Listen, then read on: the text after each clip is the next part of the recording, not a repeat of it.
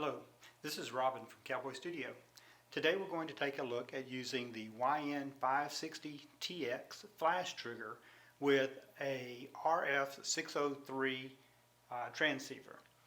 This RF603 will allow you to trigger non-Yongnuo flashes with the YN560 trigger. Now what I've done here is I've mounted this third-party flash on an RF603 transceiver. The transceiver looks like this. Turn this on.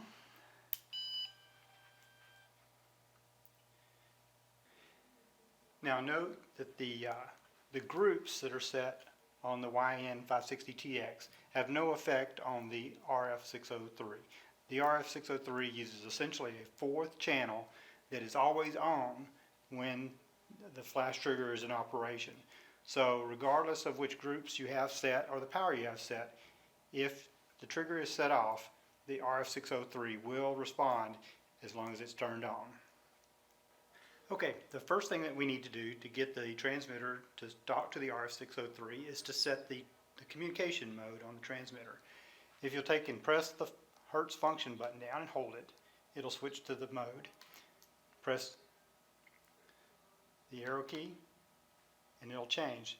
This is RF603, that's RF602. They are mutually exclusive. You can use either the 603s or the 602s with this trigger, but not both at the same time. I'll set this to 603, hit OK, press my test button, and you see that the flash fires. The other part of getting the transmitter to talk to the RF603 is setting the channel.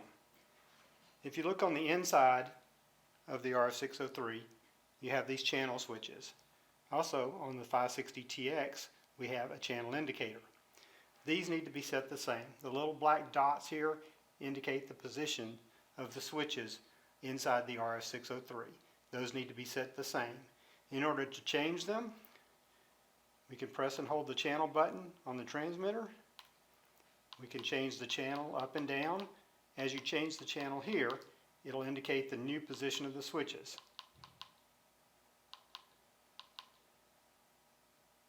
I'm going to go ahead and return this to channel 1.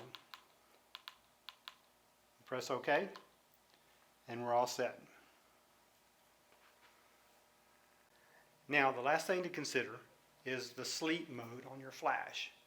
If you have a YN560TX that's made for Canon and you have the RF603 that's made for Canon, then a half press of the shutter button on the camera will awaken the flash.